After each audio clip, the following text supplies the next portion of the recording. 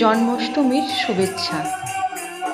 আর এই জন্মাষ্টমীর দিন বাড়িতেও গোপালের পূজা হয়, সেই সমস্ত কিছুই আপনাদের সঙ্গে শেয়ার করব। আজকের এই বিশেষ দিনে আশা করি সকল বন্ধুরা খুব ভালো আছেন। বন্ধুরা, আমাদের গ্রামে আজকে হরিনাম সংকীর্তন হচ্ছে। এই মুহূর্তে যেটা হচ্ছে, এটা মাদলবাসীর গান হচ্ছে। মাদলবাসীর গান অর্থাৎ এই হরিনাম দলের মধ্যে দুটো বাচ্চা, একজন কৃষ্ণ একজন রাধিকা সেজে হরিনামের গান আর নাচ করে। সেই তালে তালে বাচ্চারাও খুব নাচে, খুব আনন্দ উপভোগ করে। আমরা সেখানে উপস্থিত হয়েছি। আর একটা ছোট্ট গোপাল দেখুন, খুব সুন্দরভাবে দোল খাচ্ছে, সঙ্গে মাখন খাচ্ছে, মাখছে। মন্দিরটা রাধা কৃষ্ণের মন্দির, মন্দিরের পাশেই হরিনামটা হচ্ছে।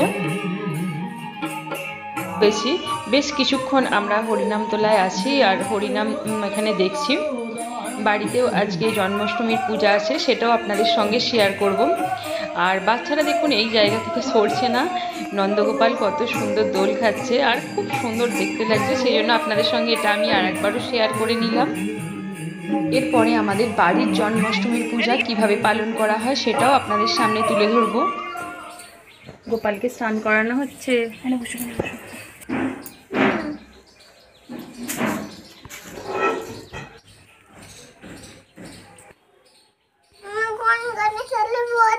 আচ্ছা দাঁড়াও, বসে দিচ্ছি, দাঁড়াও বসে দিচ্ছি, দাঁড়াও।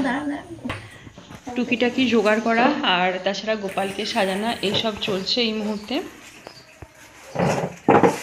গোপালের সাজটা কমপ্লিট হয়েছে, মাথায় পাগড়ি, জামা, গলায় হার, চুড়ি পরে একদম সুন্দরভাবে গোপাল তৈরি হয়ে সম্পূর্ণ হয়ে গেছে। মুখটা একটু ভালো করে দেখিয়ে দিই।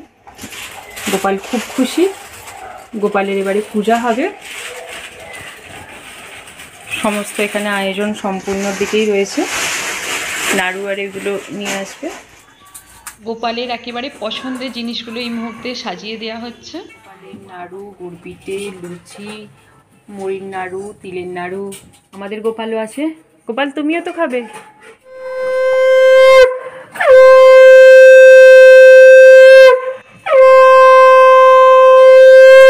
এই জন্মাষ্টমীর পূজাটা ঠাকুরমশাই এসেই করে থাকেন, তবে কিছু অসুবিধার জন্য এবছরে ঠাকুরমশাই নয়, বাড়িতেই নিজেদের মধ্যেই করা হচ্ছে পূজাটা।